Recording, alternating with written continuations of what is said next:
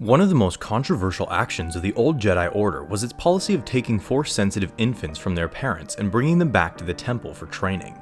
With the exception of those taken in due to being orphaned, most infants were handed over by their parents with permission, believing their child growing up to become a Jedi Knight was the greatest honor in the galaxy.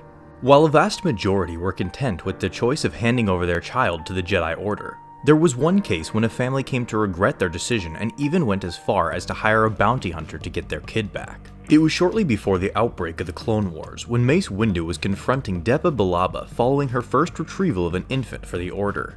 Although she felt conflicted with the idea of taking a child from its family, feeling a momentary spark of inner sadness over never seeing her own family, Windu was able to convince her her actions served a greater purpose of ensuring the survival of the necessary peacekeeping duties of the Jedi Order. As the two left the temple's chamber which held the newly acquired Force-sensitive infants, the bounty hunter named Vianna made her move to retrieve the baby she was hired to reclaim for the family. Once she was able to get a hold of the baby, she made her escape, only to bump into a conflicted Mace Windu who had returned with a datapad in hand. In an instant, Vianna shot the Jedi Master with a stun blast, only for her to get force pushed back as a result. When Windu ignited his lightsaber, Vianna placed her blaster to the infant's head to use as a hostage for her escape. But Windu called her bluff, knowing full well that she had no intention of killing the child. As a result, Vianna desperately attacked the Jedi Master, firing her blaster at him. Although he was able to easily deflect all of her bolts, one deflected bolt shattered the wall of the care room of the other infants, causing a massive uproar as they all awoke from their slumber. During this scene, on the bottom right of the panel is an infant of Yoda's species. Now, seeing how this story takes place in a comic released in 2002, that is part of a Legends timeline, it is funny seeing a baby Yoda at the Jedi Temple around the exact same time Grogu would have been, as it was revealed in the Ahsoka episode of The Mandalorian.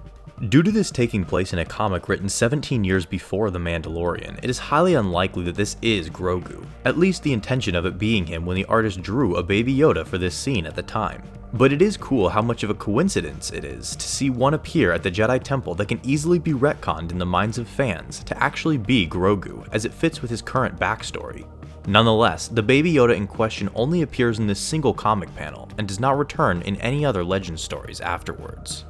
Digression aside, the shouting from the disturbed babies only distracted Windu for a split second, who was able to dodge another blaster shot from the bounty hunter and finally knock her down into submission. Knowing that she had lost, Vianna came to question the morality of the Jedi, claiming they could not know love, and that they only cared for power as they enforced their wills over others.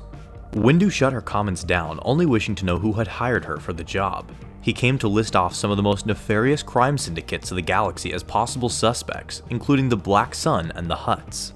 But to his surprise, it was neither of them, instead only a family wishing to see their child again. Although the revelation shook Windu a bit, he continued to give the same speech he had given many times before to those who questioned the morality of taking infants from their families. However, the bounty hunter didn't buy it, still claiming that the Jedi Master knew nothing about the love shared between a child and its parents. Slowly reaching towards her blaster in hopes of making one last attempt of escape, she instead accidentally picked up the datapad that Windu had dropped from earlier.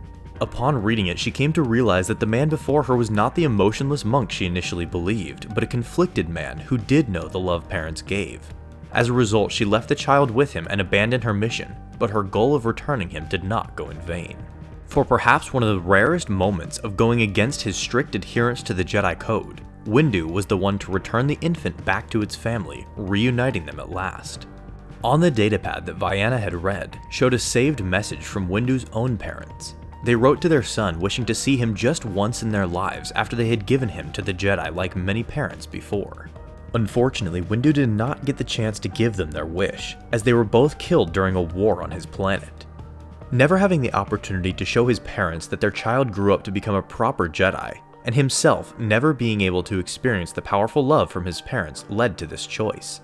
As granting another family the wish his own never received, Windu was likely able to sleep easier at night over what may have been one of his biggest regrets in life of never meeting his parents.